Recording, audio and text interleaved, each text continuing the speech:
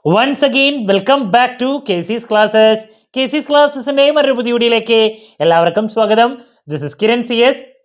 Calicut university M.Com third സെമസ്റ്ററിലെ അവസാനത്തെ എക്സാമാണ് നാളെ നടക്കാൻ പോകുന്നത്.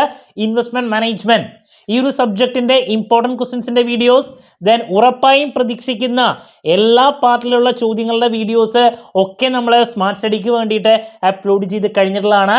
കാണാത്തവരുണ്ടെങ്കിൽ കാണാം. ദെൻ നമ്മളെപ്പോഴും ചെയ്യുന്നൊരു സെഷനാണ് last day examination tips. So എങ്ങനെ ഇപ്പോൾ പഠിച്ചുകൊണ്ടിരിക്കുന്ന കുട്ടികൾക്കും നല്ല രീതിയിൽ പാസ്സാകാൻ സാധിക്കും, ഇതാണ് നമ്മൾ ഈ ഒരു വീഡിയോയിൽ ഇൻക്ലൂഡ് ചെയ്തിട്ടുള്ള. വീഡിയോയിലോട്ട് പോണേക്കാൾ മുമ്പ് പറയാനുള്ളത്, നമ്മുടെ സ്ഥാപനം M.Com-ന് ഓൺലൈനായിട്ട് കോച്ചിങ് പ്രൊവൈഡ് ചെയ്യുന്ന സ്ഥാപനമാണ്. നമ്മൾ ലൈവ് ക്ലാസ് ഗൂഗിൾ മീറ്റിലൂടെ പ്രൊവൈഡ് ചെയ്യുന്നു. വീഡിയോ ക്ലാസ്സിൻ്റെ റെക്കോർഡും ആക്സസ് ചെയ്യാൻ സാധിക്കും. ക്ലാസ് കേട്ട് ഡൗട്ടുള്ളത് എപ്പോൾ വേണമെങ്കിലും ചോദിക്കുകയും ചെയ്യാം. സോ നമ്മുടെ നാളത്തെ എക്സാമിന് ശേഷം എത്രയും പെട്ടെന്ന് തന്നെ നെക്സ്റ്റ് വീക്ക് തന്നെ നമ്മൾ 4th സെമസ്റ്ററിൻ്റെ ക്ലാസ്സസ് ആരംഭിക്കുന്നതാണ്. 3 പ്രോബ്ലം പേപ്പേഴ്സിൻ്റെ ക്ലാസ്സസ് ആണ് നമ്മൾ പ്രൊവൈഡ് ചെയ്യുന്നത്. സോ നമ്മുടെ ക്ലാസ്സിൽ ജോയിൻ ചെയ്ത് പഠിച്ച് നല്ല മാർക്ക് മേടിക്കാൻ താല്പര്യമുള്ള കുട്ടികൾ എത്രയും പെട്ടെന്ന് തന്നെ ഡിസ്ക്രിപ്ഷൻ ബോക്സിലുള്ള എൻ്റെ വാട്സപ്പ് നമ്പറിൽ കോൺടാക്ട് ചെയ്യാം, ക്ലാസ്സസ് ആക്സസ് ചെയ്യാം. ഓക്കെ, ഇതുവരെയുള്ള റിസൾട്ട്സ് ഒക്കെ നമ്മുടെ സൂപ്പർ റിസൾട്ട്സ് ആണ് കേട്ടോ. ഓക്കെ, സോ ഇൻവെസ്റ്റ്മെൻറ്റ് മാനേജ്മെൻറ്റ് സബ്ജക്റ്റിൻ്റെ ഡീറ്റെയിൽസിലോട്ട് പോകുമ്പോൾ ആദ്യം പറയാനുള്ളൊരു കാര്യം, എല്ലാ പ്രാവശ്യം ഒരു മീഡിയം റേഞ്ച് എക്സാം ആയിട്ടാണ് ഇത് വരാറ്. വളരെ ഈസി ആയിട്ടുള്ളൊരു പേപ്പർ ഇതുവരെയായിട്ട് കണ്ടിട്ടില്ല. പലപ്പോഴും ഒരു മീഡിയം റേഞ്ച്, എന്താ പറയുക, കുഴപ്പമില്ല എന്ന് പറയില്ലേ, അങ്ങനത്തെ ഒരു പേപ്പർ എക്സ്പെക്ട് ചെയ്ത് പോയാൽ മതി. നിങ്ങൾക്ക് ഭാഗ്യമുണ്ടെങ്കിൽ മാത്രം നല്ലൊരു ഈസി പേപ്പറിലോട്ട് പോവാം. വല്ലാണ്ട് ബുദ്ധിമുട്ടും കണ്ടുവന്നിട്ടില്ല കേട്ടോ. ഒരു മീഡിയം റേഞ്ച് പേപ്പറാണ് നമ്മൾ പ്രതീക്ഷിക്കുന്നത്. ദെൻ ഇതിൽ പ്രോബ്ലംസിനും തിയറിക്കും ഒരേപോലെ ഇമ്പോർട്ടൻസ് നിങ്ങൾ നിർബന്ധമായും കൊടുത്തിരിക്കണം. പാർട്ട് എ, പാർട്ട് സി, ഞാൻ എപ്പോഴും പറയുന്നതാണ്, നമുക്ക് പാസ്സാകാൻ വേണ്ടത് 60 വെയിറ്റേജ് ആണ്. ഈ 2 ഏരിയാസിലോട്ടും കോൺസെൻട്രേറ്റ് ചെയ്താൽ നമുക്ക് ഈസി ആയിട്ട് ഇത് സ്കോർ ചെയ്യാൻ സാധിക്കുന്നുള്ളതാണ്. ദെൻ അതിലോട്ട് മാത്രം പോകാണ്ട് പാർട്ട് ബിയിലുള്ള ചില ഏരിയാസിലും കൂടി നമ്മൾ ഫോക്കസ് ചെയ്യുകയാണെങ്കിൽ ഹൈ മാർക്സിലോട്ട് നമുക്ക് എത്തിച്ചേരാൻ സാധിക്കും. അപ്പോൾ പാർട്ട് എയിൽ നമ്മൾ ഏറ്റവും കൂടുതൽ തിയറി ചോദ്യങ്ങൾ കണ്ടുവന്നിട്ടുള്ള 1-2 മൊഡ്യൂൾസ് എന്ന് പറയുന്നത് module number 4 portfolio selection, portfolio management, അതിൽ മാർക്കോവിറ്റ്സിൻ്റെ മോഡല്, അതുപോലെ തന്നെ ഷാർപ്പ് ഇൻഡെക്സ് മോഡല്, CAPM, അതുപോലെ തന്നെ ആർബിട്രേജ് പ്രൈസിങ്, ഡോവ്സ് ജോൺസ് തിയറി, ഇങ്ങനെ പിന്നെ ട്രെയിനേഴ്സിൻ്റെ കൺസെപ്റ്റ്.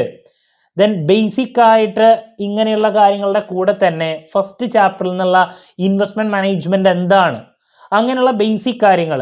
ദെൻ മൊഡ്യൂൾ നമ്പർ 1-ൽ നിന്ന് തന്നെ റിസ്ക് എന്താണ്, different types of risk. Then ഇൻവെസ്റ്റ്മെൻറ്റിനെ റിലേറ്റ് ചെയ്തുള്ള കോമൺ ആയിട്ടുള്ള ആർബിട്രേജ്, ഞാൻ നേരത്തെ പറഞ്ഞാണത്, ഹെഡ്ജിങ്, സ്പെക്കുലേഷൻ, ഗാംബ്ലിങ്, ഇങ്ങനെയുള്ള ടേമുകൾ, YTC, YTM, ബോണ്ട് ഡ്യൂറേഷൻ എന്താണ്, ഇങ്ങനെയുള്ള കൺസെപ്റ്റുകൾ, ഇങ്ങനെ കുറച്ച് ടോപ്പിക്കുകൾ നോക്കിക്കഴിഞ്ഞാൽ, ഒരു 5-10 നോക്കിക്കഴിഞ്ഞാൽ തന്നെ നമുക്ക് പാർട്ട് എയിലുള്ള ചോദ്യങ്ങൾ മെജോറിറ്റി കിട്ടാറുണ്ട്.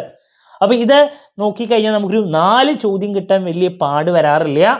അപ്പോൾ അങ്ങനെ പാർട്ട് എ കംഫർട്ടബിൾ ആക്കാൻ നമുക്ക് സാധിക്കും. അതുപോലെ തന്നെ എസ്സേയിലോട്ട് പോകുമ്പോൾ നിങ്ങൾ മനസ്സിലാക്കണം, എപ്പോഴും ഒരു ചോദ്യം ഇൻഡയറക്റ്റ് മോഡിലും ബാക്കി 3 ചോദ്യങ്ങൾ ഡിറക്റ്റ് മോഡിലാണ് വരാറ്. 2 പ്രോബ്ലംസ്, 2 തിയറി, ഒരു ഡിറക്റ്റ് തിയറി ചോദ്യം വരാറുണ്ട്.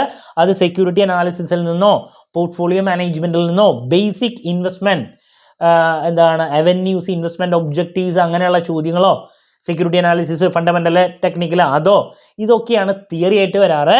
പ്രോബ്ലംസ് എപ്പോഴും വരാറ് portfolio return, portfolio risk calculation, അതുപോലെ തന്നെ നമുക്ക് ബേസിക് ആയിട്ടുള്ള total return, expected return, correlation, covariance, standard deviation calculation, ഇതൊക്കെയാണ് നമ്മളൊക്കെ പ്രോബ്ലമായിട്ട് കണ്ടുവരാറ് മെജോറിറ്റി ക്വസ്റ്റ്യൻ പേപ്പറിൽ. അപ്പോൾ നിങ്ങൾക്ക് ലാസ്റ്റ് മൊമെൻറ്റിൽ പഠിക്കുന്ന കുട്ടികൾ ഈ പോർട്ട്ഫോളിയോ റിട്ടേണും പോർട്ട്ഫോളിയോ റിസ്ക് പ്രോബ്ലംസിലോട്ട് കൂടുതൽ ഫോക്കസ് ചെയ്യുകയാണെങ്കിൽ നമുക്ക് കുറച്ചും കൂടി മാർക്ക് സ്കോർ ചെയ്യാൻ സാധിക്കുന്നുള്ളതാണ്. ഇതിൻ്റെ ഒരു പ്രത്യേകത, ഒരു പ്രോബ്ലമൊക്കെ ഒരു ഐഡിയ കിട്ടിക്കഴിഞ്ഞാൽ പിന്നെ ഏത് ചോദ്യം വന്നാലും ചെയ്യാൻ സാധിക്കും. വളരെ ഈസി ആയിട്ടും കൺവീനിയൻ്റ് ആയിട്ടുള്ളൊരു പ്രോബ്ലം ഏരിയാസാണ്. വല്ലാണ്ടൊരു പ്രശ്നമുള്ള ഒന്നല്ല. ഓക്കെ, അതല്ലെങ്കിൽ ഞാൻ പറഞ്ഞു 4th മൊഡ്യൂളത്തെ തിയറിയും ഫസ്റ്റ് മൊഡ്യൂളത്തെ തിയറിയിലോട്ട് ജസ്റ്റ് ഒന്ന് ഫോക്കസ് ചെയ്യുക. മൊഡ്യൂൾ നമ്പർ 3-ലത്തെ സെക്യൂരിറ്റി അനാലിസിസിൻ്റെ കാര്യങ്ങൾ നോക്കുകയാണെങ്കിൽ നമുക്ക് എസ്സേയും കിട്ടും. അപ്പോൾ ലാസ്റ്റ് മൊമെൻറ്റിൽ പഠിക്കുന്ന കുട്ടികൾ ഇത്ര കാര്യങ്ങൾ മിനിമം നോക്കിക്കഴിഞ്ഞാൽ നമുക്ക് പാസ്സാകാൻ സാധിക്കും. ഇനി പാർട്ട് ബിയിലോട്ട് പോകുന്ന സമയത്ത് ഞാൻ എപ്പോഴും എന്താണ് ഇമ്പോർട്ടൻറ്റ് ക്വസ്റ്റ്യൻസിൻ്റെ വീഡിയോയിലൊക്കെ മെൻഷൻ ചെയ്തൊരു കാര്യമാണ്, ഇതിൽ 4 പ്രോബ്ലം വരെ പാർട്ട് ബിയിൽ വരുന്നുണ്ട്.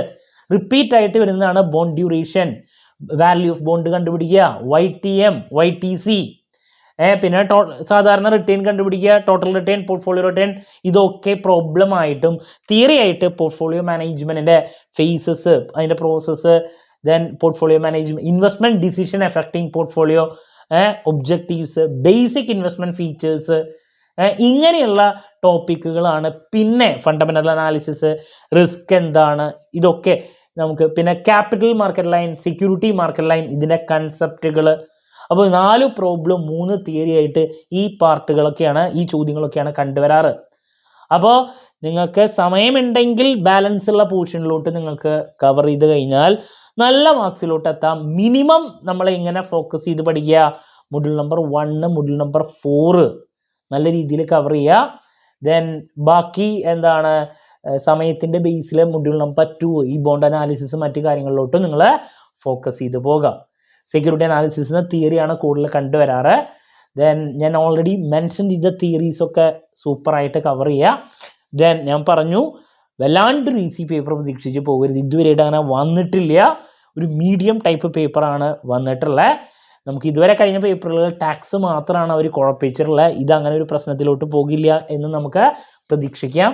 ഞാൻ അപ്ലോഡ് ചെയ്ത എല്ലാ വീഡിയോസും നിങ്ങൾ കണ്ടു കഴിഞ്ഞാൽ സ്മാർട്ടായിട്ട് പഠിക്കാനുള്ള ഒരു ഐഡിയ ലഭിക്കും. ഓക്കെ, ദെൻ ഞാൻ എപ്പോഴും പറയുന്നൊരു കാര്യമാണ്, ഫുൾ ടൈം എക്സാമുകളിൽ സ്പെൻഡ് ചെയ്യുക, എല്ലാ ചോദ്യങ്ങൾക്കും ആൻസർ ചെയ്യുക. മീഡിയം ടൈപ്പ് പേപ്പർ ആയതുകൊണ്ട് തന്നെ നമുക്ക് എന്തെങ്കിലും മാർക്ക് ഇടാൻ വേണ്ടിയിട്ടുള്ള സ്പേസ് നിങ്ങൾ കൊടുത്തിരിക്കണം എന്നുള്ളതാണ്. ഈ ഒരു ലിബറൽ വാല്യുവേഷൻ നമുക്ക് ലഭിച്ച് നമുക്കൊരു പാസ് ആകണമെങ്കിൽ എല്ലാ ചോദ്യങ്ങളും ഞാൻ നേരത്തെ പറഞ്ഞ പോലെ തന്നെ ആൻസർ ചെയ്യാൻ ശ്രമിക്കുക. നിങ്ങൾക്ക് കംഫർട്ടബിൾ ആയിട്ട് പാസ്സാകാനും ഓൾറെഡി ഞാൻ ഇട്ടുള്ള വീഡിയോസൊക്കെ കണ്ട് നല്ല രീതിയിൽ പഠിച്ച കുട്ടിക്ക് ഹൈ മാർക്സിലോട്ട് എത്തിച്ചേരാൻ സാധിക്കും.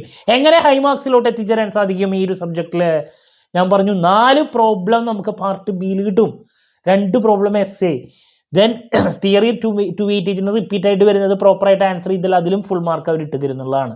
അപ്പോൾ പ്രോബ്ലംസിലോട്ട് കൂടുതൽ ഫോക്കസ് ചെയ്യുകയാണെങ്കിൽ നിങ്ങൾക്ക് ഹൈ മാർക്സിലോട്ട് എത്തിച്ചേരാൻ സാധിക്കും. 2 essay problem, 4 problems part B, then part എയിൽ റിപ്പീറ്റ് ആയിട്ട് വരുന്ന കുറച്ച് ചോദ്യങ്ങൾ നോക്കിക്കഴിഞ്ഞാൽ നിങ്ങൾക്ക് സൂപ്പർ മാർക്സ് സ്കോർ ചെയ്യാനും സാധിക്കും. ഓക്കെ, അപ്പോൾ പാസ്സാകേണ്ട കുട്ടികൾക്ക് പാസ്സാകാനും പറ്റും. ഞാൻ നേരത്തെ പറഞ്ഞ കാര്യങ്ങൾ ചെയ്യുകയാണെങ്കിൽ ഹൈ മാർക്സിലോട്ട് പോകേണ്ട കുട്ടികൾക്ക് അങ്ങനെയും പോകാൻ സാധിക്കും. ഓക്കെ, സോ ക്ലാരിറ്റി കിട്ടിയെന്ന് വിചാരിക്കുന്നു. ഏത് രീതിയിലുള്ള ഒരു അപ്രോച്ചാണ് ഫോളോ ചെയ്യേണ്ടത് എന്നുള്ളത്. സോ എന്ത് ഡൗട്ട് ഉണ്ടെങ്കിൽ കമൻറ്റ് ചെയ്യുക, അതിനുള്ള മറുപടി ഞാൻ വീഡിയോസിലൂടെ നൽകുന്നതായിരിക്കും. ഞാൻ വീഡിയോ അവസാനിപ്പിക്കുന്നതിനേക്കാൾ മുമ്പ് ഒരു ക്ഷമയും കൂടി ചോദിച്ചിട്ടാണ് അവസാനിപ്പിക്കുന്നത്. ഹെൽത്ത് ഇഷ്യൂ വന്നതുകൊണ്ടാണ് ഈ വീഡിയോസ് ലാസ്റ്റ് ഇത്രത്തോളം ലേറ്റ് ആക്കേണ്ട എനിക്ക് വന്നേ. തൊണ്ട തീരെ എനിക്ക് പറ്റുന്നുണ്ടായിരുന്നില്ല, അല്ലെങ്കിൽ ഞാൻ വീഡിയോസ് ഞാൻ നേരത്തെ തന്നെ അപ്ലോഡ് ചെയ്തേനെ. അങ്ങനെയാണെങ്കിൽ നിങ്ങൾക്ക് കുറച്ചും കൂടി കംഫർട്ടബിൾ ആയിരുന്നു. ഇനി വരുന്ന എക്സാമിൽ ഞാൻ കറക്റ്റായിട്ട് കുറച്ചും കൂടി നേരത്തെ തന്നെ കുട്ടികൾക്ക് ചെയ്യുന്നതായിരിക്കും. കാരണം ഒരുപാട് മെസ്സേജ് വന്നു എന്തുകൊണ്ട് കുറച്ചും കൂടി നേരത്തെ ഇട്ടിട്ടില്ല എന്നുള്ളത്. ഓക്കെ, ഇതായിരുന്നു കാരണം. അത് ഞാൻ വീഡിയോയിൽ മെൻഷൻ ചെയ്തെന്ന് മാത്രം കേട്ടോ. എന്ത് ഡൗട്ട് ഉണ്ടെങ്കിൽ കമൻറ്റ് ചെയ്യാനുള്ള മറുപടി ഞാൻ വീഡിയോസിലൂടെ നൽകുന്നതായിരിക്കും. സോ മറ്റൊരു വീഡിയോയുമായി വീണ്ടും കാണാമെന്നുള്ള പ്രതീക്ഷയോടെ നിർത്തുന്നു. This is Kiran CS signing off. Have a nice day. Thank you and all the very best.